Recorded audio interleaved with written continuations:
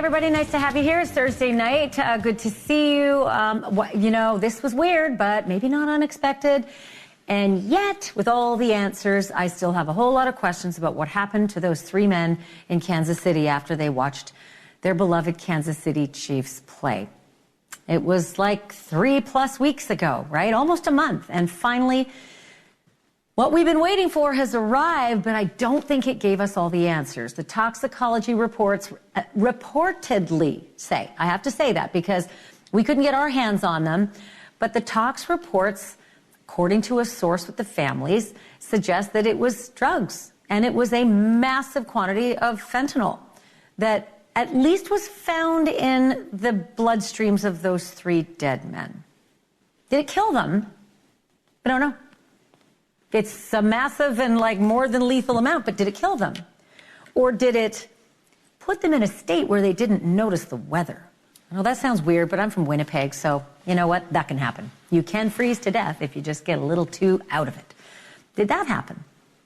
Who gave them the drugs? Did they bring the drugs? Did they have the drugs? Why was that not illegal enough for this to be a crime scene? Why was there all sorts of stuff left behind that could have been investigated but was not? Could this be a felony murder? This is not hyperbolic, folks. If you break the law and you commit a felony and people die as a result, that is the definition, textbook, of felony murder. So with that as a possibility, how the hell was this not a crime scene? And it still isn't. So we're going to talk a little bit about that. And then, of course, another really important thing, and that is that if there's a batch of coke out there that's got a bunch of fentanyl in it that can kill three very large men all at the same time, I hope Kansas City folks are being real careful. Talk about that in a moment. Then there's also this just unbelievably grisly and bewildering story. Pennsylvania, young man in his 30s, definitely troubled, warning signs for years, but did anybody really think that he would murder his father, decapitate his father, and then parade his father's head like a trophy on the internet for unsuspecting people who can never, ever get over what he did? There's so much more to this story that we are discovering about this man, his background, and then what happened at the crime scene. Because don't forget, it was the mom, it was his mother who came home to the family home to find the head of her husband in one room, the body of her husband in another. The cops who came out, they had quite an expression on their face. We are going to talk to the man who was there and saw everything and knows what happened with mom after all of this. And then this is kind of it's uncharted territory. We're breaking new ground here. We've had school shooters before. We've had mass shooters before. We've just never had a mom and a dad of a mass or a school shooter show up in a courtroom before. We've all wanted it at times, right? Where were the parents is one of the first things you say when a kid shoots up a school and kills a bunch of people. But when Ethan Crumbley did it, it happened. Mom and dad got hauled into court. And mom was on the stand today. There were crocodile tears like crazy. She could barely look at the video when she was forced to watch her son gun down all those kids in school. Then she took the stand and had to answer some really tough questions. You're going to hear all about it. And then I want you to weigh in. Should this be involuntary manslaughter? Should they go to prison for 15 years? That's the age of their kid who did it. 15. Maybe karma? Could be. So let's start here. We thought it might be. We figured, what else could it be? The whispers were everywhere. How could it not be? And tonight we know the answer. It more than likely was. The toxicology reports have been released to the families of those three Kansas City Chiefs fans who were found dead and frozen in the friend's backyard. And the blood tests say that they likely died from a massive overdose of fentanyl. So says an anonymous source connected to the families. The parents and the siblings of David Harrington, Ricky Johnson, and Clayton McGeeney apparently receiving phone calls from detectives today who broke the tragic news. According to our family source, all three victims had traces of cocaine and fentanyl and small amounts of THC. That's weed. That was in their blood when they were autopsied. Those toxicology reports were supposed to be weeks away, but they were sped up significantly. We didn't expect this today. Families didn't either. We asked the police, what's the deal? They aren't commenting. Not to me, not to you, the public. But they are saying this, and it's kind of one of those official quotes. I'll just go ahead and read it. There has been no additional details of this case revealed to any media, nor are there plans to at any time. The case remains an ongoing death investigation. Both KCPD, that's Kansas City Police Department, the detectives and the Platte County Prosecutor's Office, they've been in touch with the deceased men's families and remain in contact with them as the investigation unfolds. Pretty sanitized, it's pretty nothing. But the news of the toxicology reports, that really does help to solve one piece of the puzzle. And that's how the men maybe died that night after watching the Chiefs football game with their friend Jordan Willis at Jordan's house. The only thing is, it does not answer how the bodies stayed frozen out there in the backyard for 2 full days, unnoticed by Jordan Willis, who was home the whole time. I've heard of drug benders before, but asleep for 48 hours straight? Not usually. Usually you gotta pee. You gotta get some water, maybe a snack. And by the way, if you're going for a snack, the kitchen window faces right out on that yard. Big window, right at the sink. The answer we still don't have either is how Jordan just overlooked 3 dead men in his backyard if he did at all pass by any of those windows. 8 big windows that all face out back. And it still doesn't answer how the cops decided that there's no crime here. Nope, nothing to see here. Let's just close it up. Let him back inside to do whatever he wants to do in there. Possessing and distributing and then consuming drugs like that, that is felony. And when you're in the commission of a felony, if 3 men die, that's what you call criminal exposure. Textbook felony murder. Did they even investigate that? Did they think about it? Did they contemplate it? Because if they did, how did they just leave one of the victims' backpacks at the scene? Inside the backpack were the victim's keys and the victim's wallet. And are you ready for this? 2 pill bottles. 2 pill bottles inside that backpack, not touched, not confiscated. Like, how am I even saying this? I want to turn now to NewsNation's national correspondent, Alex Capriello. He's live in Kansas City tonight. I'm kind of losing my mind on this one, Alex. You know, I fully expected we were going to hear something about drugs in the toxicology report. That was not a surprise to me. But at the same time, I didn't expect to hear from the victim's stepmom last night and hear that there were pill bottles inside a backpack that the police did not even bother to take. What are you hearing on the scene at this point? Look, I can tell you that this was unexpected, not just for us, but also for the family members. Think about this. I've been knocking on doors, including the medical examiner's office, asking them, look, are you guys going to expedite this toxicology report? And basically, they told me point blank, no, this case is no different than anyone else that comes across our desk, but something must have happened. Something must have changed. Maybe it was that meeting with the Platte County prosecutor, because now all of a sudden we are seeing an expedition of this case. All of a sudden, preliminary toxicology reports are coming in to the families, and they now know at least a portion of the story, which is inside of the bloodstream of those 3 men was fentanyl, cocaine, and THC. We don't know the actual specifics, the levels that might have been in that bloodstream. Certainly, it was enough to go beyond, well beyond the lethal dosage. But again, the actual toxicology reports are not in the hands of the families at this point. It's in the hands of the detectives, and they have not turned that over yet. But at least the Kansas City Police Department decided that we need to give these folks some answers at least, so that way they can get some closure. Right now, preliminary results, obviously we're asking for that toxicology report so we can get those details and we can report the official cause of death. But that still could take several more weeks. Yeah, and you would think that the families, I mean, it's one thing to get a phone call from the detective, right, to tell you here's what we can, finally reveal. It's another thing to get your hand on the autopsies, and you and your lawyer can go over them and decide what the next step is, like maybe wrongful death. lawsuits, like that's something entirely possible. I'm curious, Alex, I'm not going to suggest for a minute that you have been able to dig into the digital files of all of these people, the party guests, Jordan Willis, et cetera. That's likely something that is tightly held by the police. But is that a mine that should be looked at this point? The fact that maybe there was a whole bunch of chit-chat between all the guys before they came over for the visit to Jordan Willis's house pertaining to what they might be bringing with them for fun, party favors.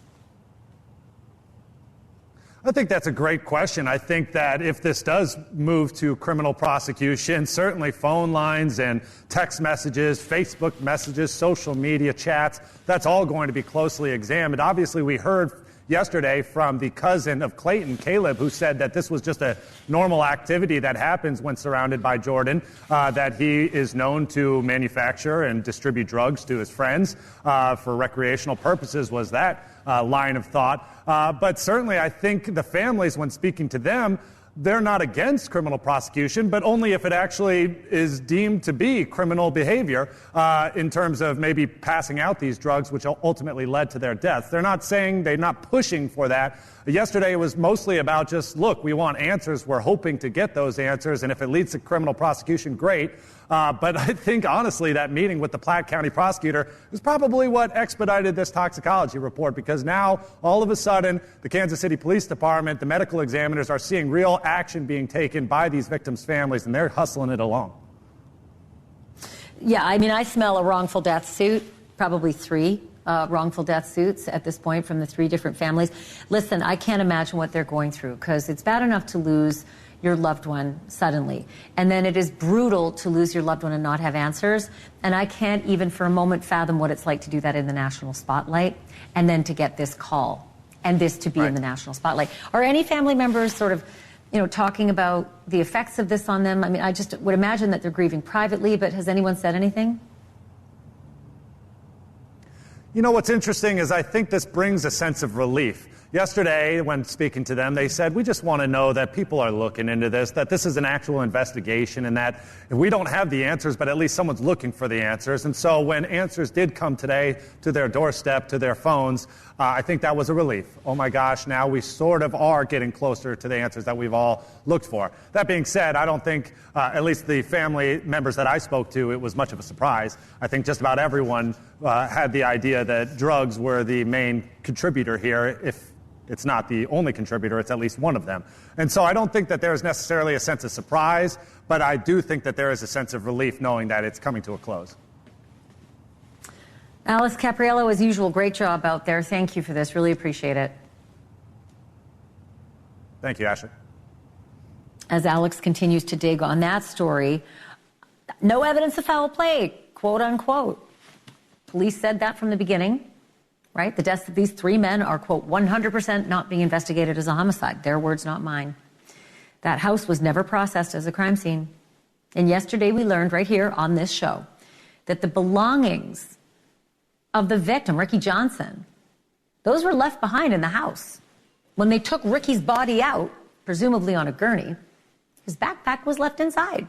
And inside that backpack, keys, his wallet, and pill bottles. Here is what Ricky Johnson's mom told me yesterday. There were personal belongings of Ricky Jr.'s that you were able to retrieve, but that the police never did. What were those belongings? They were his wallet, his car keys. He had some antacids, ibuprofen, and it was in a backpack. That backpack was still in the house, in Jordan's house. Ricky Jr.'s backpack was still in Jordan's house. The police did not retrieve it. No, they did not. And furthermore, Ricky's brother told Chris Cuomo that the bag was handed back to the family by a mutual friend. So, chain of custody gone. If illegal drugs were the reason that these 3 men died, how was there not a more thorough investigation? How did Jordan himself survive the party that night when 3 others died? Is Jordan at real risk of being charged with felony murder want to bring in Phil Waters. He's a retired homicide detective with the Houston Police Department. He's investigated more than 400 homicide cases. It's the first thing I thought of, Phil, was felony murder.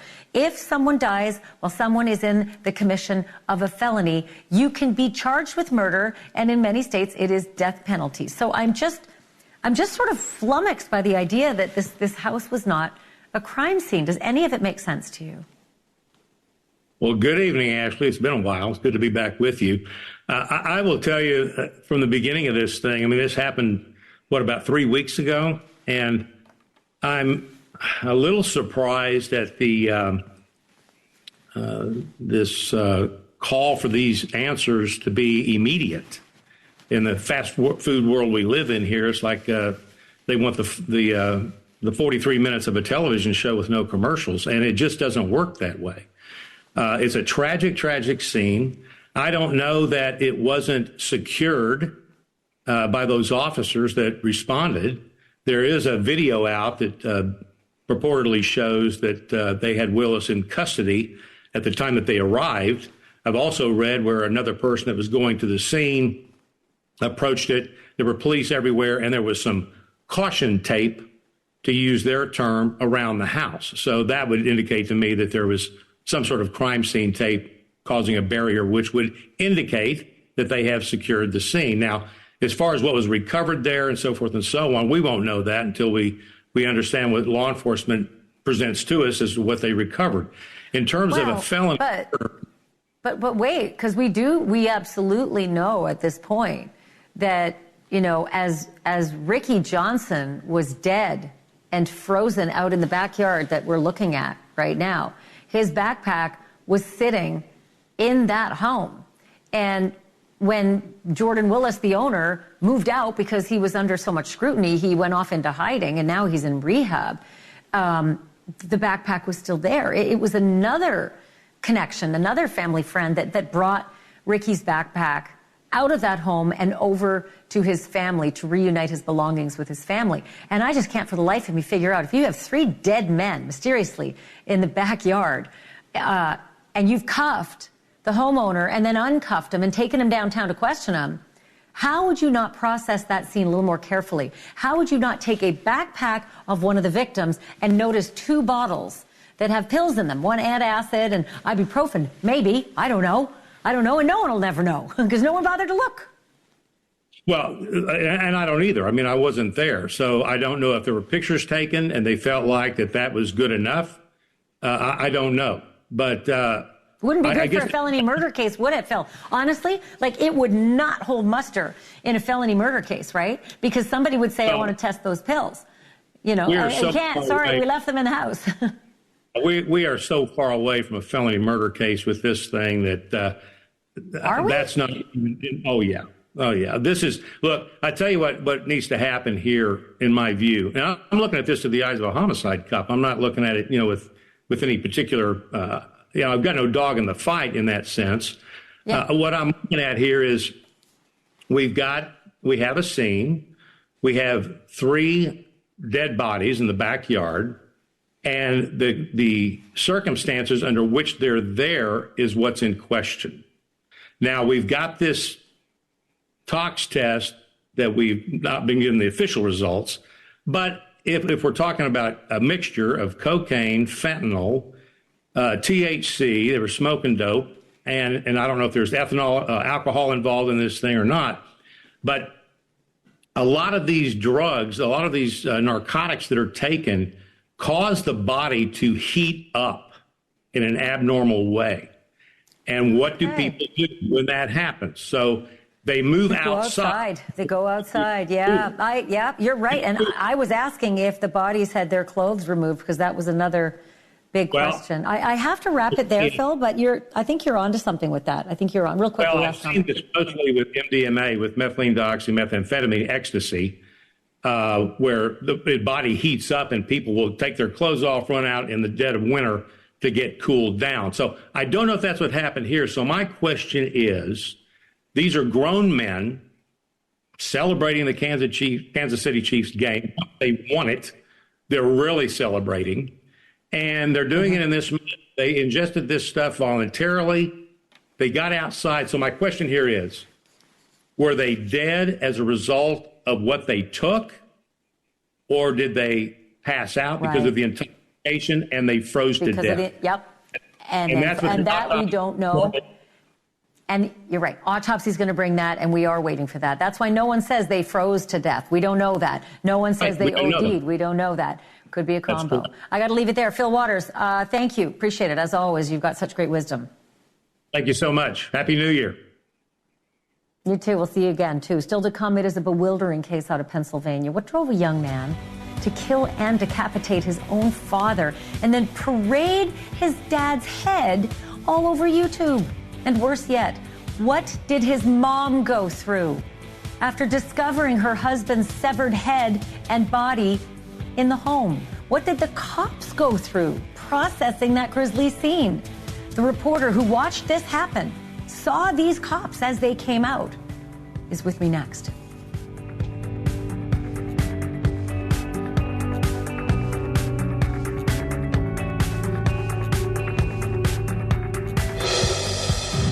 Thousand people who came upon Justin Moan's YouTube video on Tuesday night. That is something, dear Jesus, they are just never, ever going to be able to unsee it. And they may struggle with that for the rest of their lives, in fact. PTSD because of that. It is not every day that a man cuts off the head of his own father and then presents it to the world for clicks. That's what happened in Levittown, Pennsylvania. And one by one, viewers saw that bloodbath before YouTube finally and mercifully pulled it down hours later. But as traumatizing as what that YouTube video showed, it was absolutely nothing compared to what that poor victim's distraught wife had to go through on that night. She came home to find her husband's head in a kitchen pot on the first floor bedroom, and the rest of his body was in the first floor bathroom, not far away. So just imagine that for a second. And now imagine the officers who also had to come to that house to go through the scene and pull evidence out, investigate it. Whatever his reason, Justin Moan held up his father's head on camera, ranting that his father was somehow a traitor because he worked for the Army Corps of Engineers. He was a government employee for 20 years. And when he was done, police say he stole his father's car and drove 100 miles before they tracked him down and locked him up tight. He's now facing a murder charge. This was his mugshot. I don't think he's aware at this point, really, how serious things are. Not in that mugshot, anyway. He's facing murder. He's facing abuse of a corpse, among other charges, for what happened to his 68-year-old father. By the way, that father's name, Michael Moan. Everybody said he was a really nice guy. Like, really nice. My next guest was there last night, just as the officers were emerging from that repulsive murder scene. Tom Sofield is a reporter and publisher of the LevittownNow.com. Tom, thanks again for coming back to the program. So take me to the scene last night as you were outside the house and you watched as these officers went in and then saw what they saw and then came out. Sure. Thanks for having me on again, Ashleigh. In this case, definitely one of the worst I've ever covered or seen. And for me, it all started out just past 7 o'clock. I received a tip from a source, a trusted source, that there was a call of a possible beheading in the Levittown section of Middletown Township. Seemed a little off to me. In 13 years in journalism, I've never covered a beheading. I don't know if our county's seen one in the past 50 years. I waited a minute at the office, thinking maybe it was someone in a mental health crisis or a false police call. And then we started to hear that the detectives were called in and the command staff was being notified. And I arrived about 25 minutes after the initial dispatch. And at the scene, you could immediately tell it wasn't a normal crime scene. The police officers, all very somber, which they usually are in a homicide, but even more so this time. As things started to develop, more people showed up. You could see the look on their faces. They were shell-shocked. And later in some further reporting, we uncovered that the initial 911 call was for a bloody scene in the bathroom of the house on Upper Orchard Drive. And the wife of the victim, she ended up finding her husband's body in the blood. And then it was reported to a dispatcher that he was decapitated and didn't have a head. And I'm sure the toughest thing she'll ever see. And I'm sure for so many of those officers, one of the roughest experiences they've had. And And they've seen some bad things, I'm sure. And they've seen they've seen the worst. I look at these pictures of the family together. They just look so happy and adjusted. And, he's got an older sister over there on the left and a brother there in the middle and his mom right there. And they all apparently live together. I'm going to have to just wrap this quickly, but can you just give me the rundown of did you see the mom come out of the house? Do you know where the siblings are?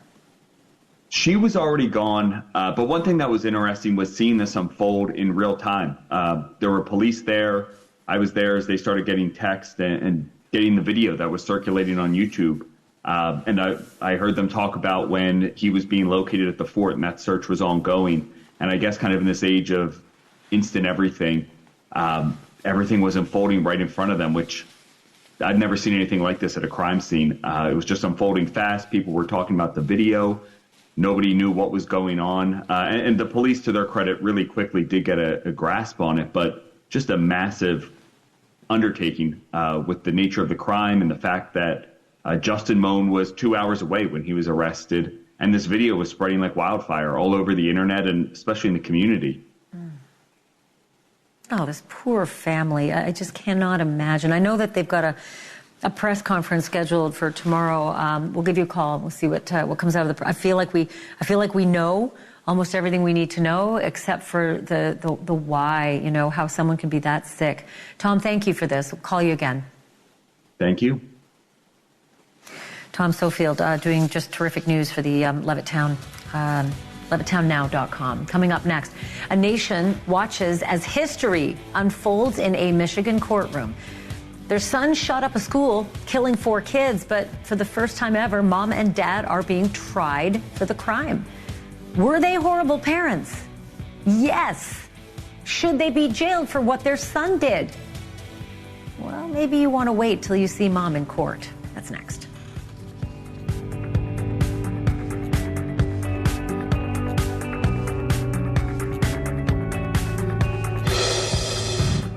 Jennifer Crumbley is not a murderer. That is a fact. She's the 45-year-old mother of an only child from a suburb of Detroit. But if prosecutors get their way, she is going to go to prison for what her only son did. Ethan Crumbley, 15 years old at the time, brought a 9mm handgun to his high school and he killed 4 kids, ages 14 to 17, shot them dead. He shot 7 other people, too, who survived. One of them was a teacher. Ethan ultimately pleaded guilty, and he's going to die in prison unless he's able to win an appeal.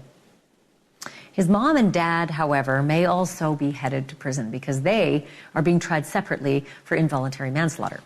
Prosecutors say James and Jennifer Crumbley share the blame for that school shooting, for not paying attention to their son and his broken mental state, for buying him a gun while he's in that mental state, and for brushing off a universe of red flags that all pointed to danger looming. Jennifer Crumbley took the stand, but not before she sobbed and sobbed through the video that was played in open court of her only son wantonly shooting up his high school. I want you to hear, though, and see her on the witness stand, telling her story, especially the part where she says that she wishes her son had killed her and her husband instead of the kids. In some of the messages the prosecution admitted, you say that you failed as a parent. Are you a failure as a parent? I don't think I'm a failure as a parent, but at that time, I guess I felt bad that Ethan was sad at those things, and I guess I don't know, I just felt like I failed somewhere. I don't really know how to describe it. At that point in time, I just kind of felt like somewhere I failed.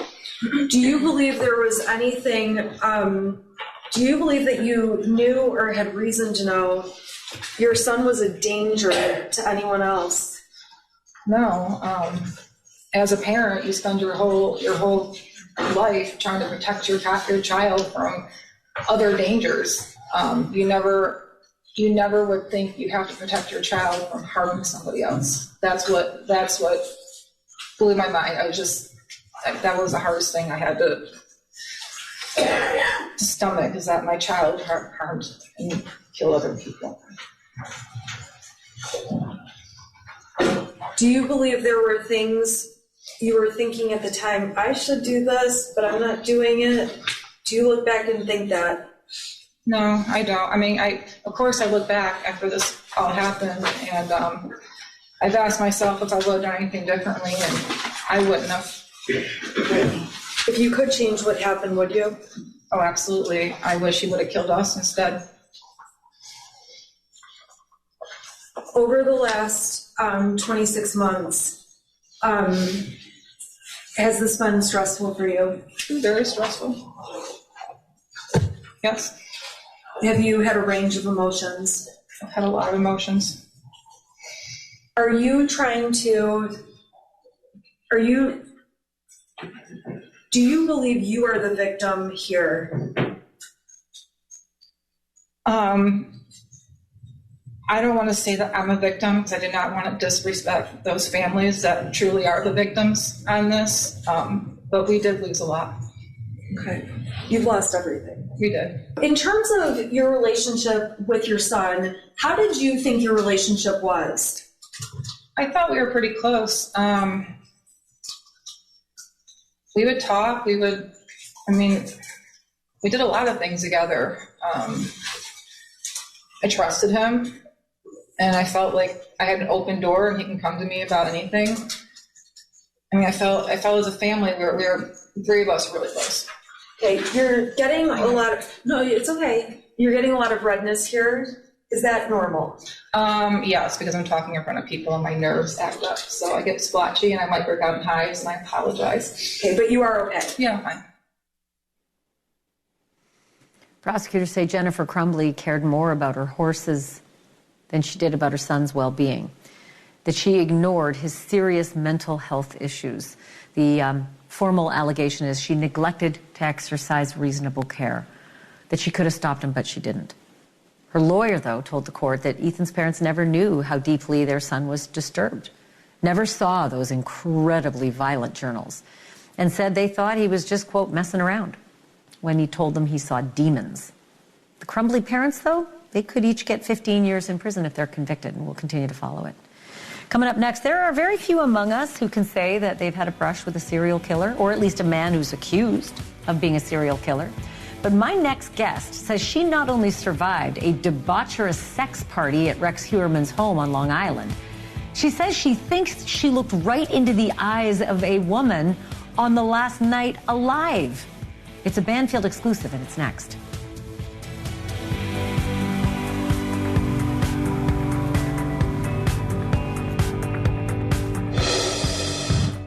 It's like such an unassuming little home, really kind of a blight on the Long Island neighborhood. It's small, it's run down, the roof looks heavy with the weight of unchecked moss. Like any day it might just sort of fall in.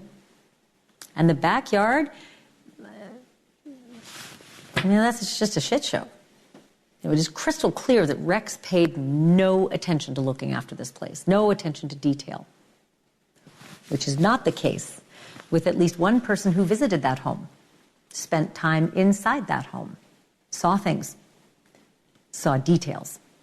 If you don't know by now, Rex Heuermann is the hulking 6'4", 240-pound architect suspected of being the Long Island serial killer, the man with the nauseating porn search history who is charged with murdering and dumping at least 4 women. He's got a wife and 2 adult kids who also all lived inside that rundown home. So what is it like inside there? What might have happened in there? Lorraine Paulino was in that home. She says she partied with Rex and his wife and saw things that she now wishes she could change. And she is here with a Banfield exclusive. Lorraine, thank you so much for being here tonight. I so appreciate it. Can you just briefly summarize what were the circumstances that brought you inside that home? Oh, we went to the home, me and my boyfriend, who was a police officer. We went to party with them. And we took a young lady with us to the party. So that's what it was about. It was a party. And when you were inside in that home partying, did you come upon his wife, Aza Ellerup, or either of his adult kids, or who all was in there? We met her when we came in, and then I sat with the guys in like a living room area, and she left when we went to the bedroom. So when we were finished, I asked her, where were you? You never came to the bedroom. I said, were you afraid of me or something? And she said, no, I'm not really into this. But, I'm glad you had fun. I said, thanks. I said, but tell me more about yourself. And then she told me, oh, I'm a foreigner too. That's what she said. He brought me here from my country. And I said, wow. I said to her, she said, I feel happy he's rich. So I said to her, why don't we go shopping tomorrow? It sounds like that you were there, and I don't want to sugarcoat it. It was a long time ago, but it was a swingers sex party. There were all sorts of other people there as well. Did you get a good look at Rex Heuermann, and did you witness him in any kind of behavior? Did you see him engage in any sex during that party? It wasn't a lot of people. It was me and my boyfriend and Rex and Karen and his wife and Isa. That was it. He smirks a lot. That I noticed. He really does smirk a lot. He rarely laughs, but he smirks a lot. Did you notice him engage?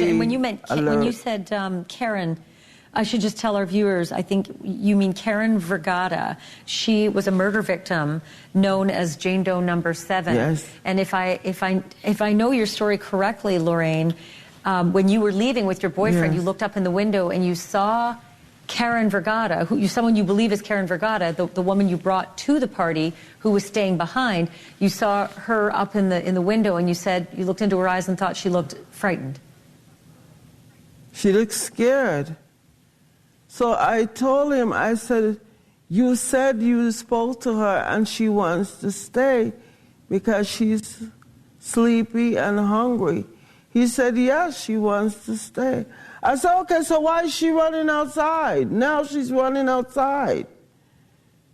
And he said, oh, you just watching everything. They're probably playing a game. Let's go home. And we left her there. And that's why I'm doing this, because I feel some sense of responsibility because we left her. Oh, I think we've just lost Lorraine's signal. Oh, I'm so unfortunate. My apologies, people. This happens on occasion in live television. The signal just, it just ended. But that's Lorraine Paulino, and you should know that her lawyer, John Ray, has had some trouble getting the police to take his clients. He's got multiple clients who say they've had run-ins with Rex Heuermann, take them seriously. She has a sworn affidavit that she has told of this story, where she believes she saw Karen Vergata and left her there at Rex Heuermann's home, never to be seen again. And my thanks to Lorraine, and apologies that the signal broke up. Coming up after this, did the folks at Wheel of Fortune really screw somebody out of $40,000? Because people online right now are losing their minds. But Pat and Vanna say, not so fast. You have 10 seconds to try to tell us what's up there. Good luck. Okay, study the puzzle. What do you think the answer is? And did the contestant nail it or blow it? It kind of all depends on your anatomy. Not kidding. I'm revealing the answer next. The last place that you'd expect a knockdown, drag-out fight is on the show Wheel of Fortune, right? I mean, what is so aggro about vowels? But this is where we are. Only the fight wasn't so much on the show as it was about the show and what the show may have done to a sweet little contestant named Megan Carvale. Megan was toiling away and trying to come up with the answer on Tuesday's final round, and it looked like she actually got it. Or did she? Something orchid. pony, orchid. You might have been overthinking, thinking of a type of orchid. Pink. Yeah. No, wait, hold it. Whoa, back it up, Jack. Literally say Jack, because I kind of feel like she might have said the answer. Did she actually say pink orchid under her breath? Or did she say the words something orchid? It's kind of hard to tell. But I want you to be the judge. So listen really, really carefully. I'm going to play that moment a couple of times and listen if it's pink orchid that she's mumbling or something orchid. Listen. Something orchid. Something orchid. Something orchid. So what do you think? What do you hear? But it don't matter because Pat Sajak said she missed it and she went home without the $40,000 in cash. But in case you're all wound up about it, Megan put the controversy to rest. She fessed up and she admitted this morning. She said it was something orchid. Yep, she admitted it. She was saying, something orchid. And still the internet is on her side saying, close enough, give her the money, because internet. So, all right, tomorrow, did you ever see Minority Report with Tom Cruise? If you didn't, you should. 2002. It's kind of like a sci-fi. It was all about pre-crime, like solving crimes before they happen and arresting people before they actually commit them. They got all these like police officers and detectives called precogs. It's really cool. And I remember when I watched it back in 2002 thinking, never, not a chance. Well, now we're only 30 years away from like 2054 when this was set. And tomorrow on the show, I'm actually going to show you how close we actually are. How really close we are to being able to solve crimes before they happen. Now, we're going to arrest people before they commit them. I don't think we're yet there with the Constitution, but it does kind of give you pause. If we can use AI to stop crime, like, wow, what am I going to do for a living? Thanks for joining us. Almost next.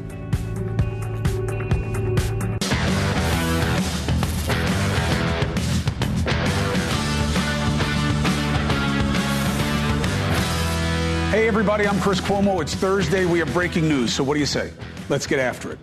Look, we thought it was going to be weeks, but good news. We know what killed the three men that were found frozen in their friend's Kansas City backyard. It's not going to be helpful to the families and their grieving, but at least now they'll know. And there is a remaining danger. We have a reporter in Kansas City who has the details, and we have two big questions. Who is to blame? And are there more people at risk from what killed these three young men? Details ahead. Then, should a parent be criminally responsible if their kid is a school shooter? We are in the court where the prosecution just rested its case against Michigan mom Jennifer